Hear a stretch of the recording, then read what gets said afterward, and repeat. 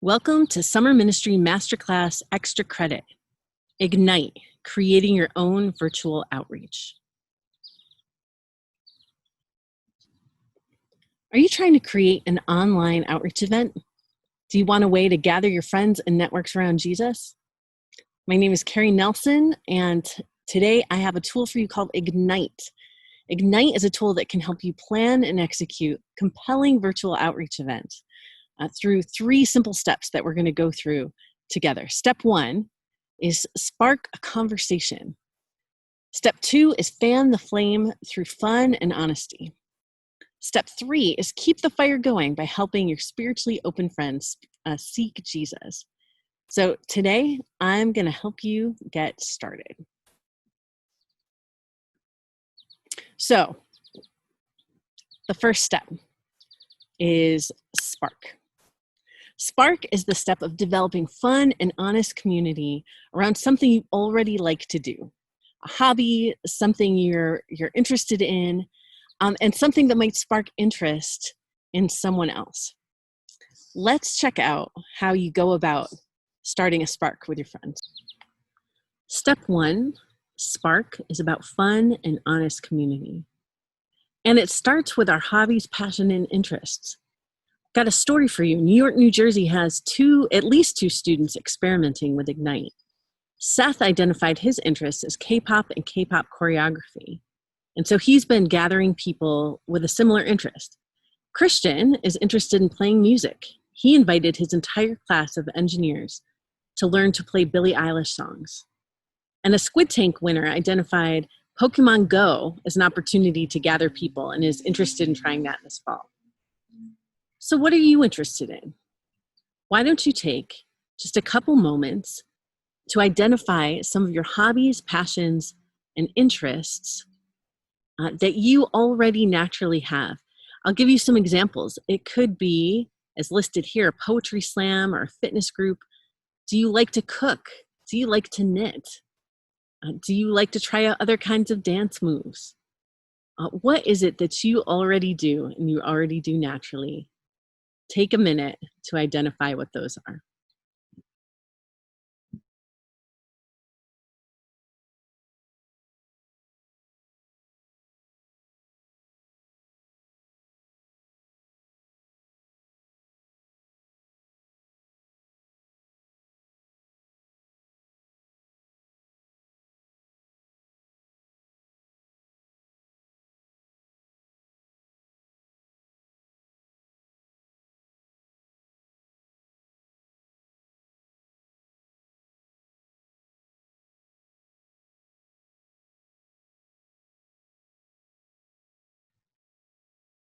Great. I hope you had some great ideas as you thought about the things you already love to do.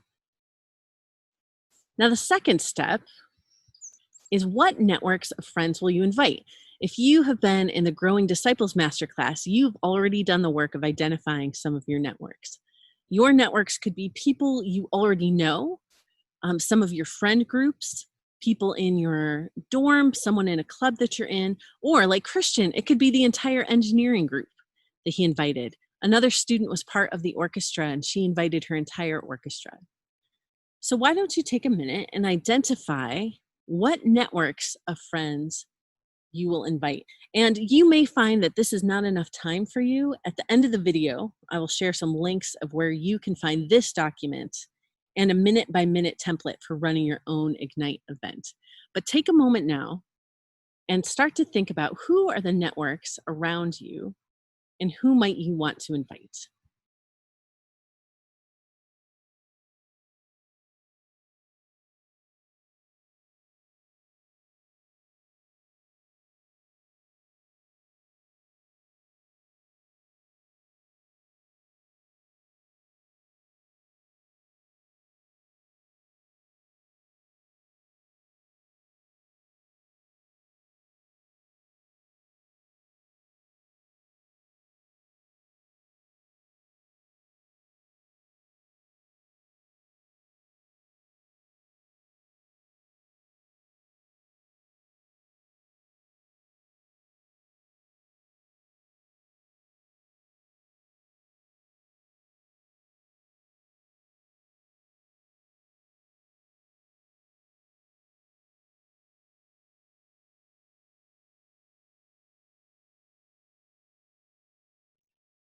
Great. I hope you had some networks that jumped off the page at you.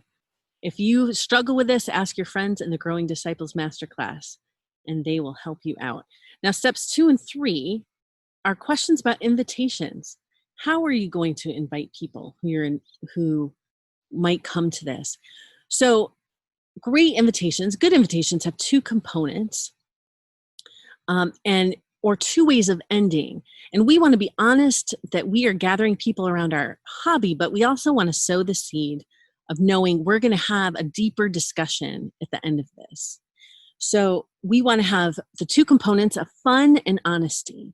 So we're inviting people to gather around a hobby, but we're going to be honest. We're either going to discuss how we find hope in a time of fear, or we're going to discuss how we find peace in a time of anxiety. And so your great invitation should be fun and honest and end with one of those 2 things. In step 4, I'm going to give you the opportunity to write out an invitation. There's a template, and this is something that could be sent via text. This is drafted by Jasmine, who identifies herself as a little old lady who loves to crochet. And why don't you use Jasmine's invitation as a template for your own invitation to your own hobby? I'll give you a minute to work on this.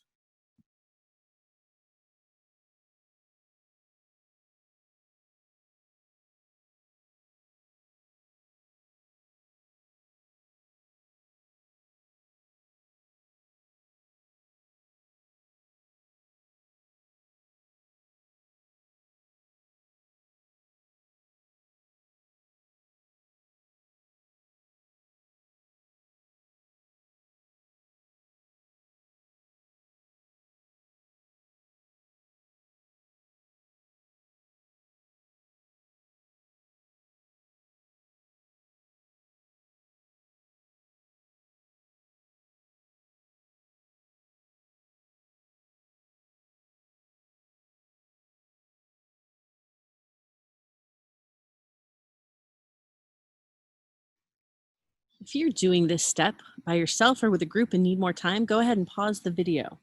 But we're going to talk about how a spark leads to a flame in the next section.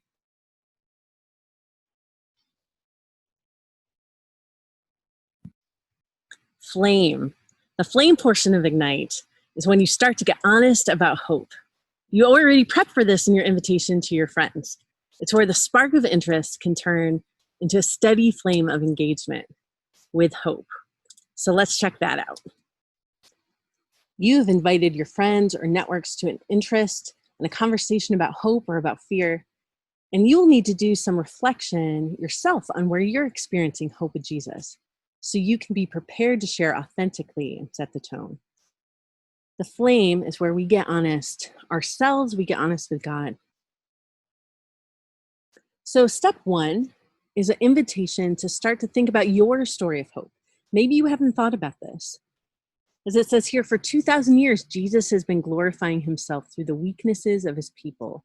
You can bring hope to your friends by inviting God into your brokenness, letting his light shine. In this season, it's possible you've experienced anxiety or loneliness or numbness or depression or anger or something else. We want to be able to authentically share with our friends. Take just a moment and see if any of those jump off the page at you.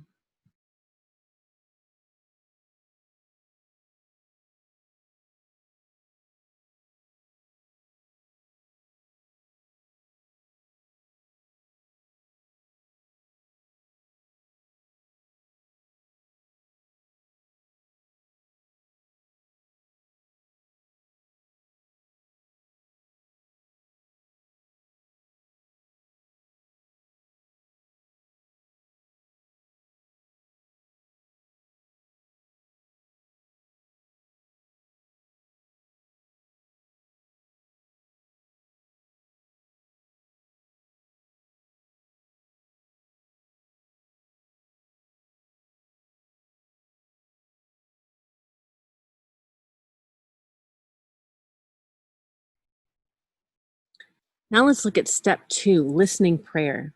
It's a chance to listen for the Lord. What's he saying to you about the area of hope or fear that you've chosen? And how has he been meeting you in it? Listening prayer is simple. We might say, Holy Spirit, I've been feeling anxious. I've been feeling angry.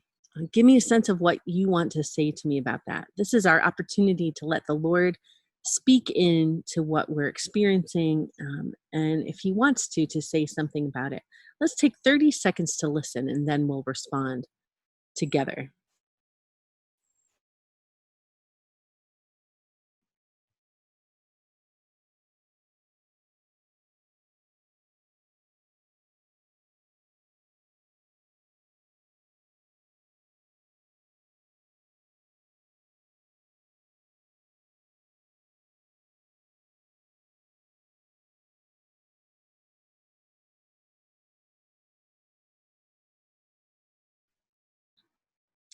Great.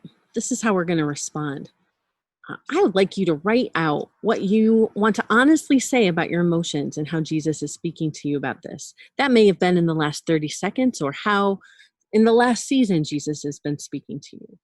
Now, I know for some of you, getting in touch with your feelings is not your natural sweet spot. And so this might be difficult and it's fine. So I'm going to give a short time because I want your first thoughts, because what we're going to share with our friends is only about 15 seconds. But why don't you take a first pass at honestly sharing how you've been feeling about what you identify.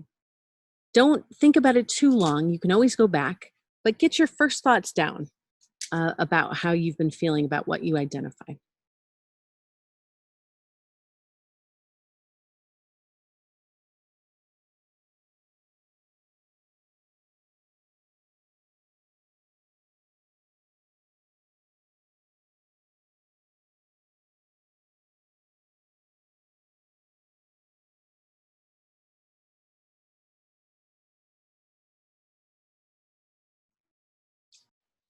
Great. Thanks for going there. And way to start to investigate your own internal stuff. If we're going to be honest with other people or ask them for honesty, it's helpful to be able to be honest ourselves. And step 3, you might consider using a visual aid to communicate what you want to communicate about hope or about fear. A few years ago, I was at a conference and was having trouble accessing or having trouble praying, really. And God used an art exhibit at the conference to open me up to what he was doing. Some people also respond to art in that way. And so, if it's appropriate to what your hobby is, you might want to use a piece of art. And there are some suggestions on at this resource at the Ignite space that I will give you a link for later. Now, we're going to see how a flame can lead to fire. Fire is when momentum is growing around spiritual interest and conversations. And now is the time to build the bridge between your interest group and spending time gathering around Jesus and getting to know him. Let's see what our options are as we explore fire.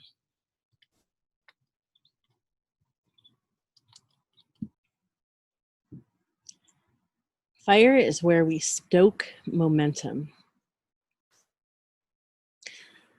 Step 1 is the bridge to how we talk about exploring Jesus together. And hopefully, in this group of people, there are some people ready to explore Jesus with you. And so we've already built into our event that we're going to talk about fear or about hope. And you're just one person sharing authentically about your fear and hope and how that is met in Jesus during the season. So there's an opportunity to invite people to one of the following if they want to do this. They're more than welcome to be part of the interest group as you do that a number of times. But additionally, they may be interested in one of these. A GIG is a God investigation group. It's a Bible study that's tailored in particular for people who have never studied the Bible or don't yet know Jesus. There are lots of resources for that and places to check that out. They can be so much fun, and a GIG would be an amazing thing for you to start. The second is just a welcoming Bible study that you either lead or attend. And if you're in the Growing Disciples Masterclass, we've been preparing all summer for how to lead a great Bible study. And additionally, InterVarsity has some events like their InterVarsity Live on Fridays, which is going to resume in the fall, and some other things that we could gather around. So there are lots of things to invite people to as we go. Now, step 2 is another chance to make an invitation. Our first invitation was, hey, come to my interest thing. It was our fun and honest invitation. Now, this is your invitation to explore Jesus. This is going to come at the end of your time after people have shared briefly and vulnerably, hopefully. Growing disciples, we practiced all summer. Winsome invitations was a skill that we practiced, and I hope some of the servant leaders have practiced that as well. It's a great time to practice those skills. But this invitation to explore Jesus has 2 parts. It should help non-Christians feel interested in your group, and it should use accessible language if you're curious or open. Remember, the goal in gathering people around your hobby or your interest is also to attract people who maybe don't have a church background or haven't met Jesus yet. This is an opportunity to invite them in a clear way, but a way that helps them understand what you're asking. I'm going to give you 3 minutes to work, or 2 minutes, pardon me, to work on this invitation and to really practice. There's a template here on the screen, and I'm going to leave that up.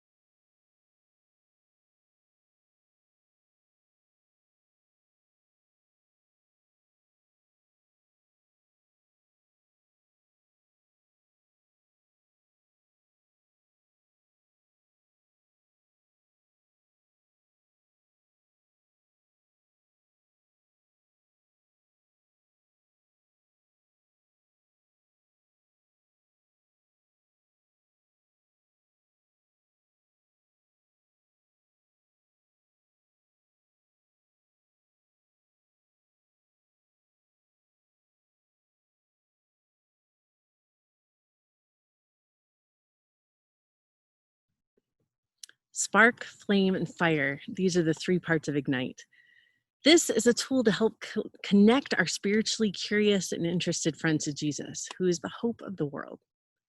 A simple outreach built around your God-given interests or skills or hobbies could be the first opportunity that someone has to start a relationship with Jesus this fall. I can't wait to see, I'm eager to see how God uses you this semester to start to catalyze a gospel community on your campus. If you're excited about Ignite and want more information or a minute-by-minute template or some other resources to start your own Ignite group, please see the links below. I'll leave it up on the screen for a minute. At this site, you'd find an outline that was used in this video, a welcome orientation video made up of students, even a student from Summer Masterclass who is part of Ignite and has been part of pioneering that. Stories from students across the country who are using it, a helpful minute-by-minute template if you still say, but what should I do once I get in the room? And for those of you who want to think bigger, a coming resource is a 100+ person Ignite resource. How do you lead a group that big around an Ignite conversation? I hope you enjoy this, and this has been your Summer Ministry Masterclass Extra Credit.